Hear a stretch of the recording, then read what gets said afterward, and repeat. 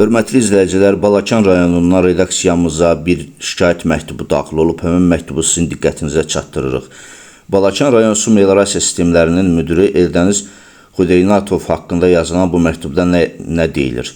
2024-cü ilin sentyabr ayından etibarən Balakən rayon su meliorasiya idarəsinin müdürü vəzifəsinə yenicə təyin olunan Eldəniz Xudeynatov gələr-gəlməz dövlət işlərini bir kənara qoyub, dövlətin texnikaları ilə qeyri-qanuni işlər görərək həmin texnikaları öz mənafeləri üçün istifadə etmişdir. İdarənin baş mühasibi Elxan Bodurovla illər əvvələ dayanan dostluqlarına güvənərək çöldə görülən qeyri-qanuni işləri dövlət işləri kimi qeydə alaraq yanacaqları silərək dövlətdən də əlavə pul mənimsəmişdir. Odur ki, Balakən rayonunda Katet çayının İtitala kəndi ərazisindən keçən hissəsində çay yatağında özünə karxana yaradaraq idarəyə yenicə verilmiş qiyməti təxminən 300-400 min manat civarında olan Hyundai markalı ekskavatorla çayı lildən təmizləmək adıyla çaydan suvaq üçün qum çıxararaq satışı ilə məşğul olmuşdur və həmin iş üçün idarənin texnikalarını da cəlb etmişdir. Zaqatala və Balakən ərazisini suvaq qumla təmin edən Eldəniz Xudeynatov pul qazanmaq xətrinə işçinin həyatını belə fikirləşməmişdir.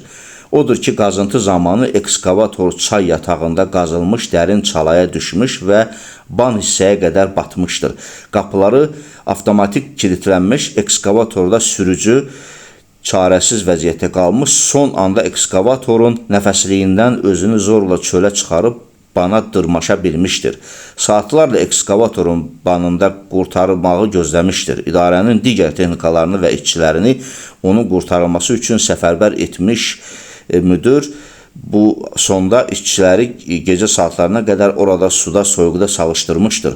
Bununla bağlı video kadrlar tərəfimizdən sizin kanalınıza göndərilir ki, bütün kütlə informasiya vasitələrində efirə verilsin. Qanunsuz əməllər öz qanunsuz əməllərində bununla kifayətlənməyən Eldəniz Xudeynatovun daha bir çox görüntüləri, video kadr və foto şəkilləri bu yaxınlarda tərəfimizdən yenidən kütlə informasiya vasitələrində göndəriləcək ki, paylaşılsın deyə şikayətçi bildirir.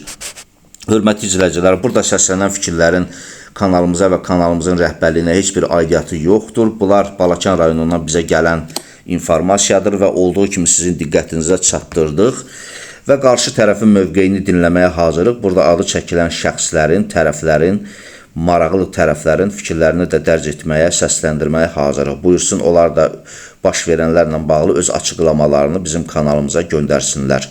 Xahiş edir ki, yayımı bəyənin, paylaşın, kanalımıza abunə olun və həmən şəxslərdən də xahiş edirik ki, əllərində olan digər faktlar, sübutlar varsa, həm fotoşəkil formasında, həm video deyək ki, link formasında kanalımıza göndərə bilərlər və biz onu məmnuniyyətlə ictimailəşdirməyə hazırıq. Yetər ki, haqq, ədalət öz yerini tapsın, qanunların aliliyi prinsipinə əməl olunsun.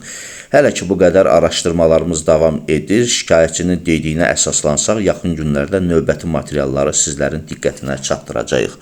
Sağ olun, sağlıqla qalın.